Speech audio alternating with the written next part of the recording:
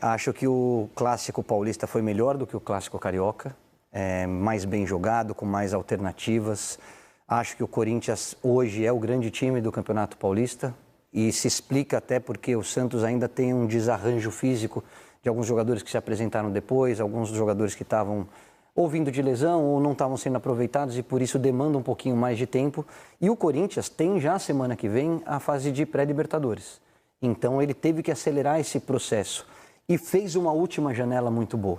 Enquanto a maioria dos clubes ainda está reforçando o elenco... Do ano passado, né? O Corinthians, em julho do ano passado, ele compôs o elenco de muita qualidade, que brigava para não cair e chegou a uma Libertadores, e que com a manutenção dos seus principais jogadores, principalmente o trio de ataque, e mais o Hugo, porque eu acho que o Hugo é uma segurança, o goleiro para mim, para a gente olhar para a seleção brasileira, se não está na hora de dar uma oportunidade para ele, são jogadores que não precisam de 3, 4 bolas. Quando a oportunidade aparece, eles guardam.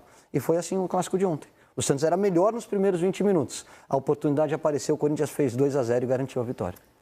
O Corinthians teve um reforço esse ano, embora não tenha contratado ninguém, que é o garoto Tchoca. Por enquanto, deixando uma impressão boa na defesa corintiana. Muito né? boa, muito boa. Já tinha feito boa partida contra o Palmeiras no Allianz. É ele, inclusive, que salva o rebote do pênalti perdido pelo Estevão. Ontem jogou de novo com segurança. Acho que o Martínez está jogando mais esse ano do que no ano passado. E falando do trio corintiano, né? Garro, Yuri, Memphis... O time do Seleção fez um levantamento dos números desse trio, que entrou em campo em 14 vezes desde o ano passado. Os números são muito bons do trio. Já já eu trago para vocês. São números realmente de um ataque poderoso que o Corinthians montou no ano passado e parece que está se afinando mais ainda para 25. Cara, uma reflexão legal vale, assim, quando você fala do Corinthians e da continuidade de trabalho do Corinthians... O fato de você manter time de um ano para o outro, o fato de você manter treinador, ideia, dar continuidade, isso está acontecendo com o Corinthians, está acontecendo com o Flamengo, com várias equipes, o Internacional passa por isso, várias equipes que você vê trazendo a herança do ano anterior e continuando. O Botafogo deveria estar assim, o Botafogo não perdeu tanto jogador, a Almada, Luiz Henrique, para poder estar achando que tudo está errado.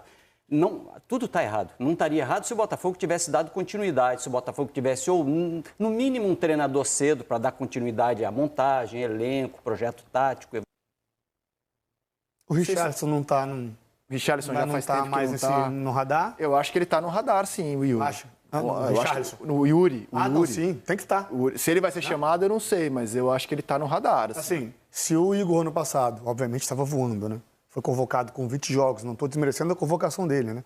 Com 20 jogos, o Yuri tem que estar no radar para ser convocado. É um jogador que foi artilheiro do Brasil, está mantendo a continuidade de gols e de desempenho, ele tem que estar no radar, ele tem que ser olhado com muito carinho, até pela idade e pela projeção, pela sequência que ele pode ter e evolução dentro da seleção. Eu acho que é muito importante ter um jogador como o Yuri Alberto que seja no grupo, para poder você te dar variações táticas. Ele não é um 9 estático. É o 9 que te dá possibilidade. Caso o Neymar seja convocado também, de jogar em dupla com o Neymar na frente, o Neymar um pouco atrás, ele dando opção, trocando de posição com o Vini, com o Rodrigo, com o Rafinha, com quem jogar. Eu acho que ele te dá possibilidades táticas importantes dentro do jogo. Por isso eu defendo o Yuri na seleção em março. Essa convocação gera uma expectativa gigante. Sim. A começar pelos jogos, né? Colômbia e Argentina. Brasil, a gente querendo ver a seleção com uma atuação mais convincente contra adversários desse patamar. Neymar volta a seleção, teremos novidades. Danilo, que é capitão da seleção com o Dorival, não joga mais de lateral, joga de zagueiro. Jogou muito ontem. Tem jogado. Mas ele já jogava de zagueiro. Tá, mas era o lateral. Na seleção. Era o lateral. Na Itália ele já jogava de zagueiro e vinha para o lateral para o Brasil. Por que não pode jogar de zagueiro no Flamengo e vir para a lateral? Porque ele deu um recado muito claro, assim, ele verbalizou isso. Eu acho sou zagueiro, estou jogando de zagueiro. Ele verbalizou isso, ele não é mais lateral. Será que ainda assim será chamado para ser lateral num time em que hoje o Flamengo tem um lateral pedindo passagem? Né? O Wesley não consigo enxergar hoje é seleção. Um outro lateral direito jogando mais do que o Wesley. Essa convocação gera uma expectativa muito grande para o dia 7. E eu acho que tem bons nomes, e dois deles vocês acabaram de falar, do Yuri e do Wesley, para dar uma oxigenada, para apresentar alguma coisa diferente do que a gente viu até o ano passado. Quando a gente fala de seleção brasileira, é natural você falar, pô, o Yuri vai ser o 9 da seleção brasileira.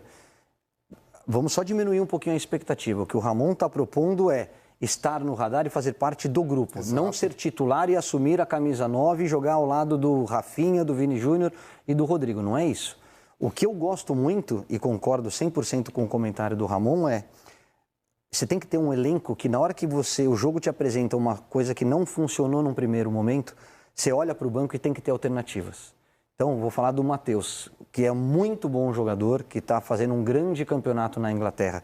Ele não é mais um 9. Ele é um cara que flutua por trás desse centroavante. O Yuri é um 9. Quem é que nós temos como primeira prateleira de 9s? E eu, particularmente, tinha uma expectativa muito grande na ascensão e na saída para a Europa. Vitor Roque não performou. Não está tendo sequência, não está bem na Espanha.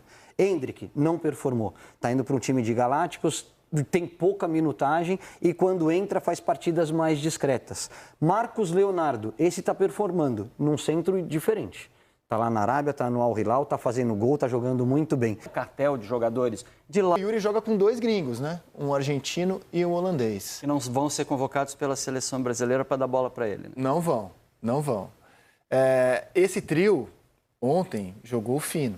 Pelo menos na minha opinião, né? Jogou muito esse trio de novo. Faz uns 9 meses. Esse trio jogou muito bem ontem. O Yuri Day é porque existe o Neymar Day, né? O Ney Day, dia de Neymar. E quem tinha essa expectativa ontem, dia de Neymar, e foi a Itaquera, ligou a televisão, viu o Yuri Day, servido pelo Garro e o Memphis. Rodo aqui os melhores momentos, conto a história da vitória corintiana. Salve nação corintiana, tudo jóia? Gente, olha eu aqui de novo, Mineirinho na voz, trazendo para vocês as últimas informações do Corinthians.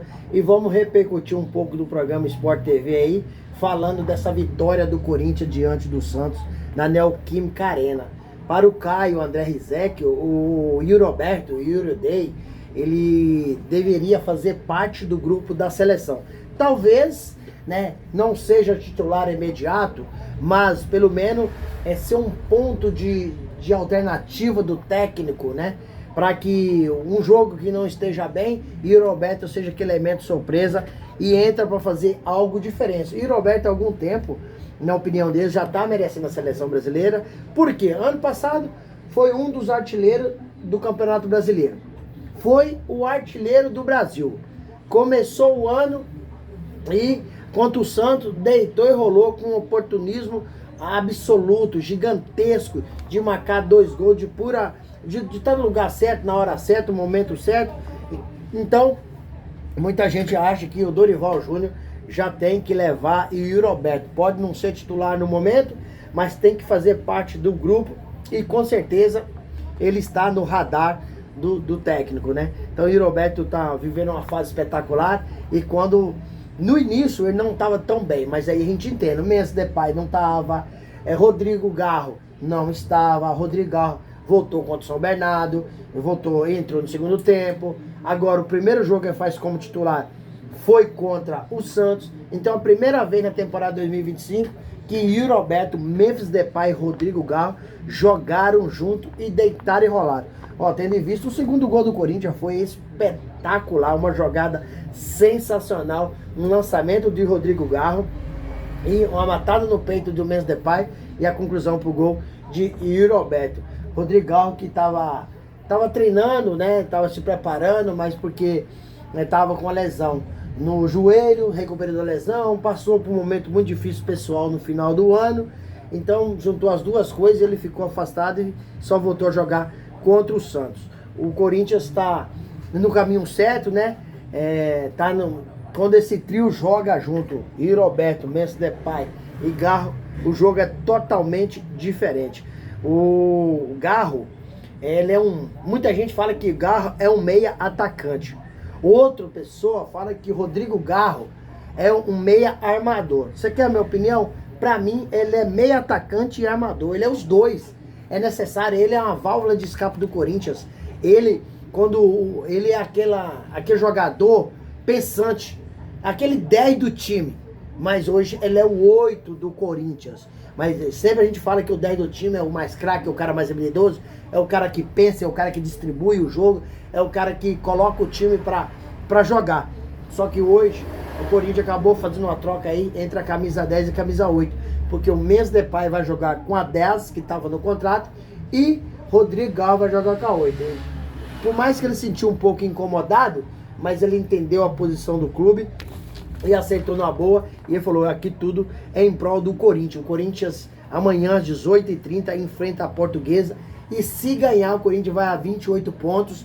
E dependendo do resultado de São Bernardo e Guarani, o São Bernardo não ganhando, apenas empatando, o Corinthians já é líder geral do Paulistão. Ninguém mais pode alcançar. Isso traz algumas benesses. Quais são? O Corinthians fará as quartas de finais, as semifinais, tudo em casa. Então a Neoquímica vai estar pulsando com recorde de público para esses jogos em casa. E o time do Corinthians em casa é difícil ser batido. O Corinthians tem muito tempo que não perde em casa. É um time que está bem treinado pelo técnico Ramon Dias. Em algum momento eu até achei que Ramon Dias não ia dar certo no Corinthians, mas sinceramente eu me precipitei. Ramon Dias, quando dá um tempo a trabalhar, ele vai muito bem. O time está armado. O Corinthians é um sério candidato a ser campeão paulista.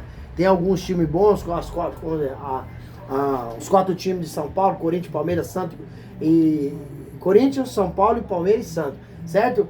E Corinthians, São Paulo, Palmeiras e Santos.